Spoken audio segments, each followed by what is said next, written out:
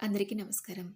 ఈరోజు ఈ వీడియోలో మనం వినబోయే కథ ఏంటో తెలుసుకునే ముందు, కొత్తగా ఎవరైనా మన ఛానల్ చూస్తున్నట్లయితే తప్పకుండా ఒక లైక్ చేసి ఛానల్ని సబ్స్క్రైబ్ చేసుకోండి.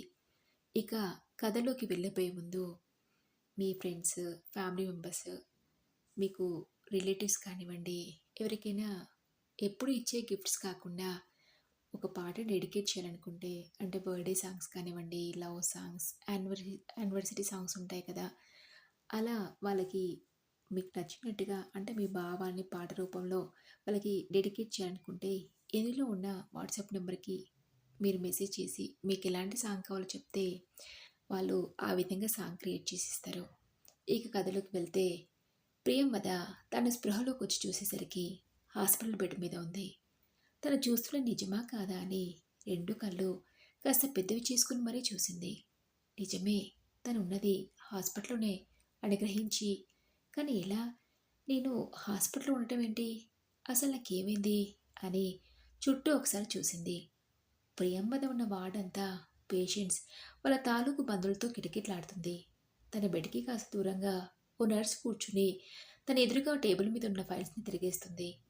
ఇంకొంచెం దూరంలో మరో ఇద్దరు నర్సులు మాట్లాడుకుంటూ ఏవో జోక్స్ వేసుకుంటున్నారు. ఆ వార్డులో ఒక పేషెంట్కి సీరియస్గా ఉన్నట్టుంది. బంధువులు పెద్దగా రోధిస్తున్నారు. అవన్నీ చూస్తున్న ప్రియమతకి ఒకసారిగా భయమేసింది. బెడ్ మీద నుంచి లేచే ప్రయత్నంలో తన కుడి చేతికి సెలైన్ పెట్టి ఉండటం గమనించి లేవలేకపోయింది. అసలు నాకేమైంది, నేను బాగానే ఉన్నాను కదా, హాస్పిటల్కి ఎలా వచ్చానో తెలుసుకోవాలని అక్కడ మాట్లాడకుండా ఇద్దరు నర్సుల కేసు చూస్తూ పిలిచింది ప్రియంవద. అందులో ఒక నర్స్ ప్రియంవద దగ్గరికి వచ్చి, మీకు ఇప్పుడు ఎలా ఉందండి అడిగి బీపీ, పల్స్ చెక్ చేసి అవి నార్మల్గానే ఉన్నాయని చెప్పి ఉండండి, మీకు తాగడానికి ఏదైనా తీసుకొస్తానంటూ వెళ్తున్న నర్స్ని పిలిచి, అసలు నాకేమైందండి, నేను ఇక్కడికి ఎలా వచ్చాను అడిగింది ప్రియంవద. అంటే మీకేం గుర్తులేదా అడిగింది నర్సు. లేదు అన్నట్టుగా ప్రియంవద తల అడ్డంగా ఆడించడంతో, నిన్న రోడ్డు మీద మీరు కళ్ళు తిరిగి పడిపోతే అక్కడ ఉన్న వాళ్ళెవరో మిమ్మల్ని అంబులెన్స్లో హాస్పిటల్ తీసుకొచ్చారు. మీకు తనకి బాగా తెలుసని డాక్టర్ అమృత మిమ్మల్ని ట్రీట్ చేస్తున్నారు. డాక్టర్ గారు ఇప్పుడు రౌండ్స్కి వెళ్ళారు. మరో అరగంటలో ఈ వార్డుకి వస్తారు. అప్పటి వరకు మీకు ఏదైనా తాగడానికి తీసుకొస్తానని నర్స్ అక్కడి నుంచి వెళ్ళిపోయింది. డాక్టర్ అమృతన, తనెవరు, అలాంటి పేరు గల వాళ్ళు నాకెవరూ పరిచయం లేదే అనే ఆలోచనలో పడింది ప్రియమద. ఇంతలో నర్స్ కాఫీ తీసుకొచ్చి బెడ్ పక్కకు ఉన్న టేబుల్ మీద పెట్టి ప్రియమ్మదని లేపి కూర్చోబెట్టి, ఇదిగోండి ఈ కాఫీ తాగండని డిస్పోజల్ కాఫీ కప్ని ప్రియమ్మద చేతికి అందించింది. మీకు ఇంకేదైనా కావాలంటే నన్ను పిలవండి, నేను ఇక్కడే ఉంటాను అని చెప్పి వెళ్ళిపోయింది. గొంతులో కాస్త కాఫీ పట్టడంతో ప్రియమ్మదకి కాస్త తేలిగ్గా అనిపించింది. అలాగే కూర్చుని వార్డులో ఉన్న పేషెంట్స్ అందరినీ పరీక్షగా చూస్తుంది. ఇంతలో ఇప్పుడు ఎలా ఉంది మేడం అంటూ డాక్టర్ అమృత అక్కడికి వచ్చింది. బాగానే ఉన్నాను డాక్టర్ అని, ఒకవేళ ఇందాక నర్స్ చెప్పిన డాక్టర్ అమృత తనేనా అనే అనుమానంతో మీరు అడిగింది ప్రియంవద. నేను అమృతని, నన్ను గుర్తుపట్టలేదే మేడం అడిగింది. లేదు అన్నట్టుగా తలాడించింది ప్రియంవద. నేను మేడం మీ పక్కింట్లో ఉంటూ సైన్స్ సబ్జెక్ట్స్కి ట్యూషన్ చెప్పించుకోవడం కోసం మీ ఇంటికి వచ్చేదాన్ని. ఆదివారాలు సెలవు దినాల్లో మనందరం కలిసి పిక్నిక్కి వెళ్ళేవాళ్ళం, గుర్తొచ్చిందా మేడం అడిగింది అమృత. "ఆ, గుర్తొచ్చింది" అంది ప్రియమద. ఒక క్షణం మౌనంగా ఉండి, నువ్వా అమృత, అయితే డాక్టర్ కావాలని నీ కలని నిజం చేసుకున్నావు అన్నమాట. చాలా సంతోషంగా ఉంది. నానేలా ఉన్నారమ్మా, ఇప్పుడు వాళ్ళు ఎక్కడుంటున్నారు అడిగింది ప్రియమద. నెల క్రితమే అమెరికాలో ఉంటున్న రాహుల్ అన్ని దగ్గరికి వెళ్ళారు మేడం అని చెప్పింది అమృత. అమ్మ అమృత, నీకు పెళ్ళయిందా, ఎంతమంది పిల్లలు అడిగింది ప్రియమద. అయింది మేడం, ఒక పాప. నా హస్బెండ్ కూడా డాక్టరే. 2 సంవత్సరాలైంది ఈ హాస్పిటల్ తెరిచి అని చెప్పింది అమృత. అంటే ఈ హాస్పిటల్ అడిగింది ప్రియమద. అవును మేడం, నేను నా హస్బెండ్ ఇంకో ఇద్దరు మా ఫ్రెండ్స్ అందరం కలిసి ఈ హాస్పిటల్ని రన్ చేస్తున్నాం. నేను చదువుకుంటున్న రోజుల్లోనే మీతో చెప్పేదాన్ని కదా, మీకు గుర్తుందో లేదో, పెద్దయ్యాక ఏమవుతావు అమృత అడితే డాక్టర్నయ్యి పేద ప్రజల కోసం ఒక హాస్పిటల్ కట్టించి అందులో ఉచితంగా సేవలు అందించాలని ఆ నా కలని నా భర్త ద్వారా సాకారం చేసుకోగలిగాను మేడం. ఆయన ఆశని అర్థం చేసుకొని ఈ హాస్పిటల్ కోసం విదేశాలకు వెళ్ళే అవకాశాన్ని కూడా వదులుకున్నారు. అమ్మ నాన్న పెళ్లి కోసం ఇచ్చిన కట్నాన్ని ఆయనకి తన తల్లుల నుంచి వచ్చిన ఆశలు నమ్మి సిటీకి దూరంగా ఈ హాస్పిటల్ని కట్టించి వైద్యం చేయించుకోలేని పేద ప్రజలకు మాకు చేతనైనంత సహాయాన్ని అందిస్తున్నాం అని చెప్పింది అమృత. నీది చాలా గొప్ప ఆశయం అమ్మ అమృత. చదువుకునే రోజుల్లో ప్రతి స్టూడెంట్ నేను ఇది కావాలని అది కావాలనుకుంటున్నాను చెప్తారు. అందులో చాలా తక్కువ మందే వాళ్ళ కళని నిజం చేసుకోగలరు. ఈరోజు నువ్వు ఇక్కడ వీళ్ళందరికీ ఉచితంగా సేవలు అందించే డాక్టర్గా నిలబడి ఉన్నావంటే దానికోసం నువ్వెంత కష్టపడ్డావో నేను అర్థం చేసుకోగలను. నేను ఇలా చూస్తుంటే నాకు చాలా సంతోషంగా ఉంది అంది ప్రియంవద. నా సంగతి పక్కన పెట్టి ముందు ఇది చెప్పండి మేడం.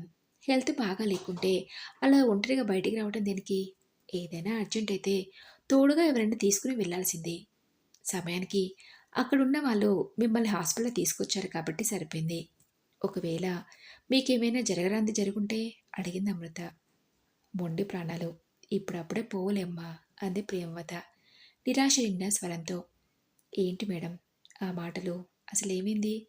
అసలు మీరు ఇప్పుడు ఎక్కడ ఉంటున్నారు అడిగింది అమృత. హైదరాబాద్లోనే ఉంటున్నానమ్మా అని చెప్పింది. మరి మీ పిల్లలు అడిగింది అమృత. నా పెద్ద కొడుకు ఆదిత్య యుఎస్లో ఉంటున్నాడు.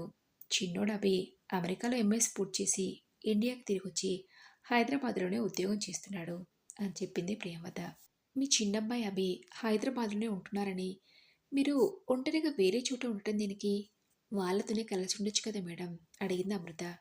అందుకు ప్రియంవద, నేను అలాగే అనుకుని కొంతకాలం వాళ్ళ దగ్గరే ఉన్నానమ్మా.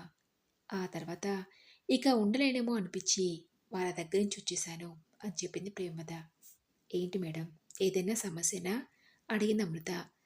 సమస్యని అడిగితే ఏం చెప్పను? సమస్య అనుకునేంత పెద్ద విషయము కాదు, అలాగని చిన్నది కాదు అంది. ఏంటి మేడం మీరేం మాట్లాడుతున్నారో నాకేమీ అర్థం కావట్లేదు అడిగింది అమృత.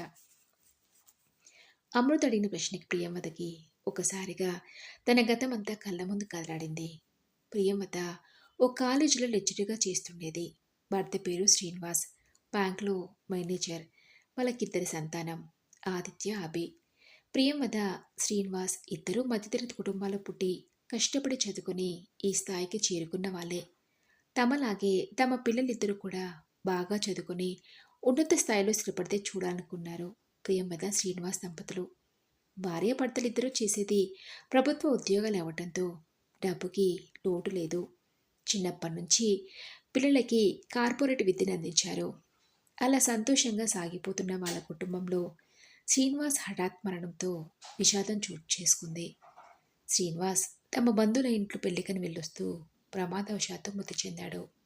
పిల్లలిద్దరూ చిన్నవాళ్ళు అయినా ప్రియంవద ధైర్యం కోల్పోలేదు. ఇక మీదట పిల్లల కోసం బ్రతకాలని నిర్ణయించుకుని భర్త ఇక్కడ వెళ్ళిన బాధను దిగమింగుకుని శ్రీనివాస్ పనిచేసిన బ్యాంకులో అటెండర్గా పనిచేసే నాగభూషణం, ప్రియంవద కుటుంబం కొంతకాలం పక్కపక్క ఇంట్లోనే అద్దెకుండేవారు.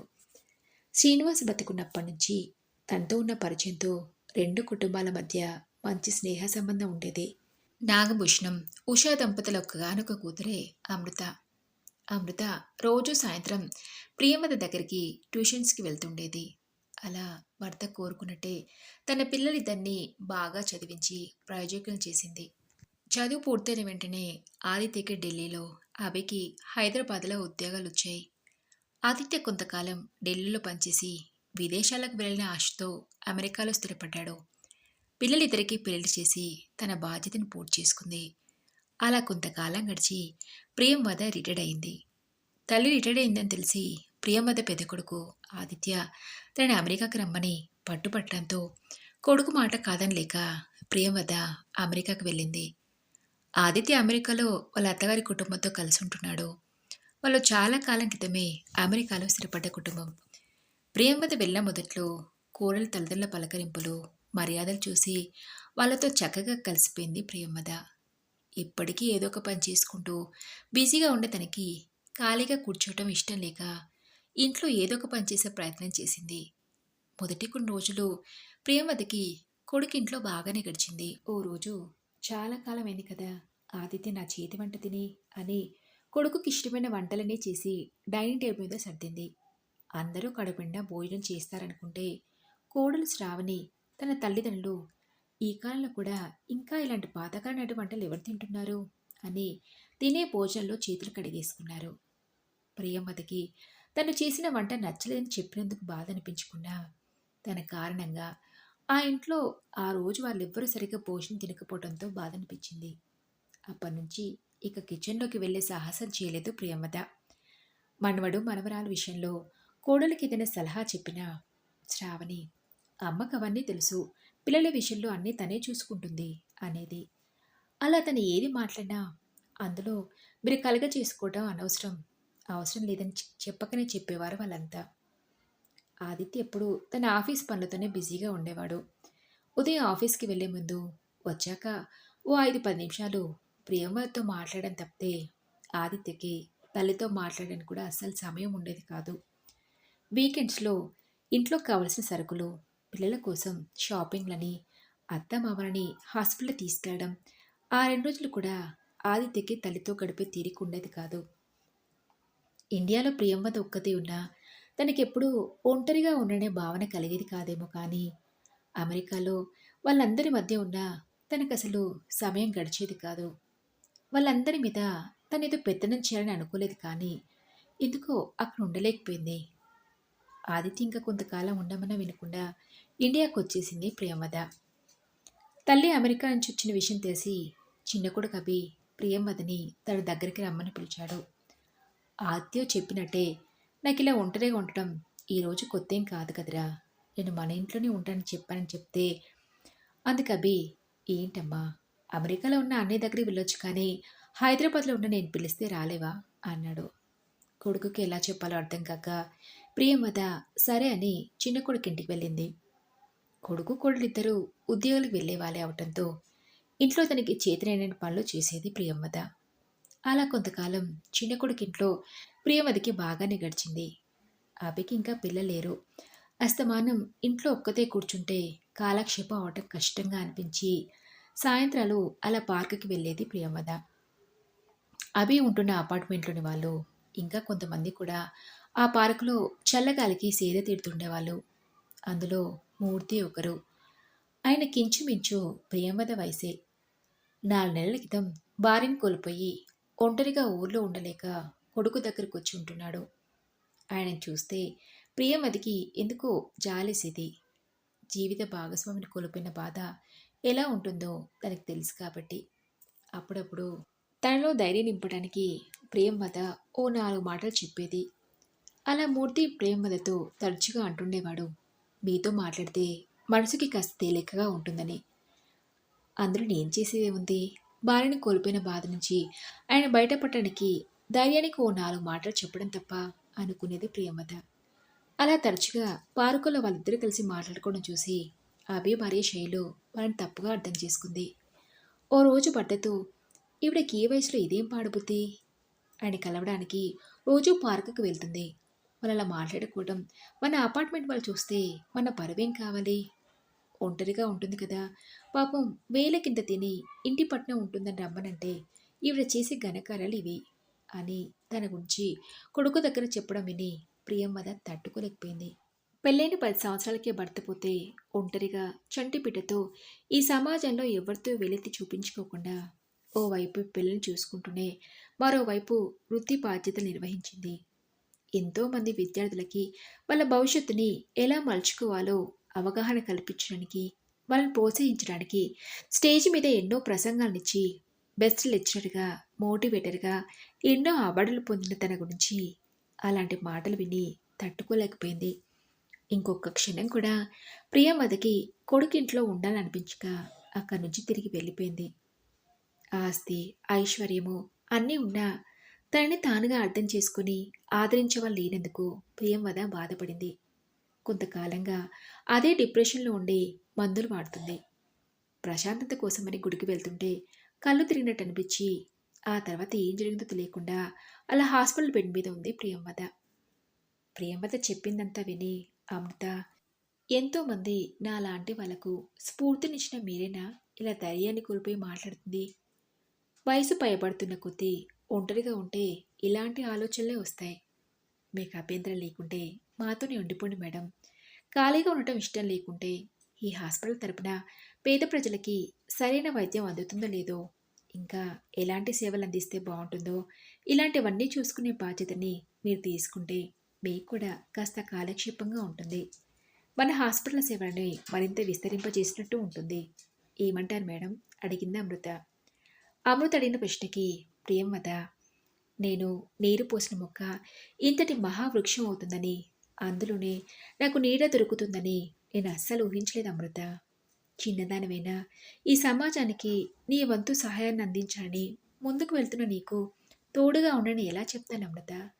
నా సేవలతో పాటు నా ఆస్తిని కూడా ఈ హాస్పిటల్కి విరాళంగా ఇస్తున్నాను అని ప్రియంవద చెప్పడంతో అమృత తన సంతోషాన్ని వ్యక్తం చేసింది.